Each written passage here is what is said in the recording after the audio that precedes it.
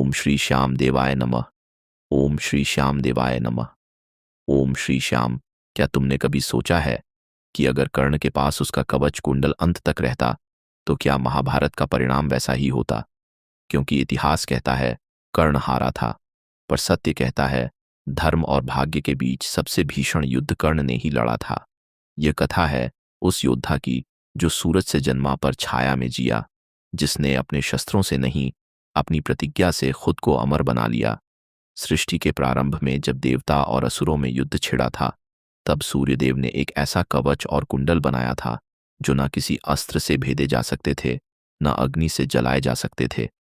यह तेज स्वयं सूर्य की किरणों से निर्मित था और एक दिन यही दिव्य कवच कुंडल कुंती के गर्भ में जन्मे बालक के साथ प्रकट हुए। समय था द्वापर का प्रारंभ। धरती पर अधर्म का भार बढ़ रहा था। राजकुमारी कुंती तब युवा थी और अविवाहित भी, और आशी दुर्वासा के आश्रम में सेवा कर रही थी।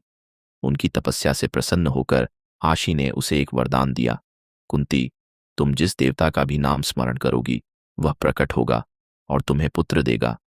कुंती ने उस वरदान को एक खेल की तरह परखा। उस बाल्य जिज्ञासा में बिना परिणाम जाने कुंती ने सूर्यदेव को पुकार लिया। आकाश सुनहरा हो गया, हवा में गर्मी फैल गई और उनके सामने स्वयं सूर्य प्रकट हुए। उनका तेज इतना प्रखर था कि समूचा कक्ष स्वर्णिम हो गया। उनकी देह से प्रकाश फूट रहा था और उनकी वाणी में तेज। उन्होंने कहा, हे देवी, तुमने मुझे आह्वान किया है। तुम्हें एक ऐसा पुत्र प्राप्त होगा जो स्वयं सूर्य के तेज से जन्मेगा। और उस क्षण सूर्य की किरणों से एक बालक प्रकट हुआ। उसके शरीर पर स्वर्णिम कवच था और कानों में दिव्य कुंडल। सूर्य बोले, यह बालक मेरे अंश से उत्पन्न है। इसके कवच कुंडल इसकी रक्षा करेंगे जब तक यह धर्म का पालन करेगा। परंतु नियति अपनी चाल चल चुकी थी। उसी क्षण कुंती के हृदय में भय ने जन्म लिया। अविवाहित अवस्था में संतान, समाज क्या कहेगा, लोग क्या सोचेंगे? कुंती भय से कांपती हुई उस बालक को एक टोकरी में रखकर गंगा की धारा में बहा देती है। वह बालक बहता है, लहरों के साथ, आंसुओं के साथ, पर शायद भाग्य भी जानता था यह बालक इतिहास लिखेगा। गंगा की लहरों ने उसे बहाते बहाते एक नगर के किनारे पहुंचा दिया, अंग देश की धरती पर। वहां अधिरथ नामक एक सारथी और उसकी पत्नी राधा ने उस बालक को पाया। कवच कुंडल देखकर वे दंग रह गए। उन्होंने सोचा, यह कोई साधारण बालक नहीं हो सकता। राधा की ममता उमड़ पड़ी। उसने उस नवजात को अपनी गोद में उठा लिया, उसकी आंखों में झांका और उसी क्षण उसके हृदय में मातृत्व जाग उठा। अधिरथ ने धीरे से कहा, राधे, शायद यह किसी राजवंश का बालक है। देखो, इसके शरीर से कैसी दिव्य आभा निकल रही है। राधा ने उत्तर दिया, राजवंश का हो या देवंश का, आज से यह मेरा पुत्र है। और इस तरह गंगा से बहकर आया वह बालक अंग के सारथी के घर में पलने लगा। उसे नाम दिया गया कर्ण। रथ का सारथी होने के कारण वह समाज में सूत्रपुत्र कहलाया, परंतु उसकी आत्मा सूर्य की तरह तेजस्वी थी। हर सुबह जब वह सूर्य की ओर देखता तो उसके भीतर कुछ अनकहा हिलता, जैसे कोई अदृश्य संबंध हो उस तेजस्वी प्रकाश से। वह धनुर्विद्या सीखना चाहता था, लेकिन जाति के कारण उसे गुरु स्वीकार नहीं करते थे। फिर भी वह अभ्यास करता रहा, मिट्टी के ढेरों पर, लकड़ी के धनुषों से, अपने ही बनाए बाणों से। हस्तिनापुर की धरती पर दूर दूर तक धनुष की टंकार गूंज रही थी। राजकुमार अर्जुन, भीम, युधिष्ठिर, नकुल और सहदेव गुरु द्रोण के आश्रम में शस्त्र विद्या का अभ्यास कर रहे थे। हर ओर अनुशासन, मर्यादा और साम्राज्य का गर्व झलकता था। उसी समय अंग देश से आया एक युवक कर्ण अपने मन में एक सपना ले वहां पहुंचा। उसके पैरों में धूल, देह पर साधारण वस्त्र, पर आंखों में अग्नि थी। वह धीरे धीरे आगे बढ़ा और गुरु द्रोण के सामने झुका। गुरुदेव, मुझे धनुर्विद्या सिखाइए।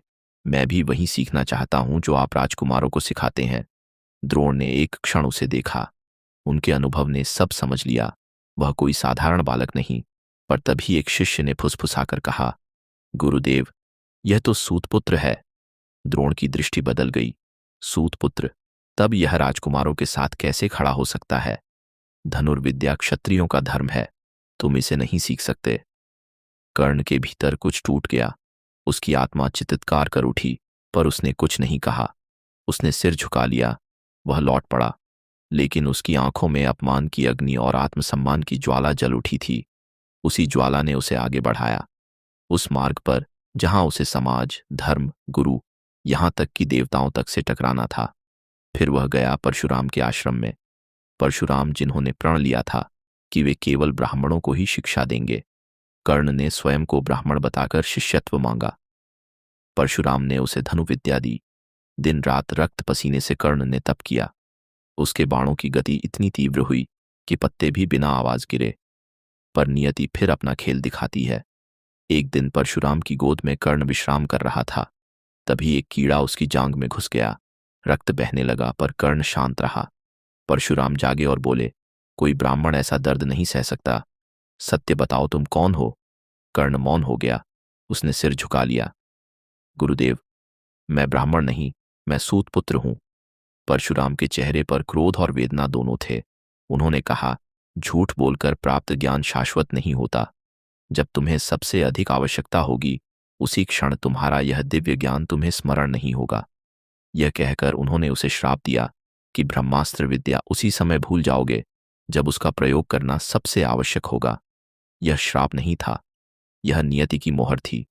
फिर आया वह क्षण जिसने इतिहास की दिशा बदल दी।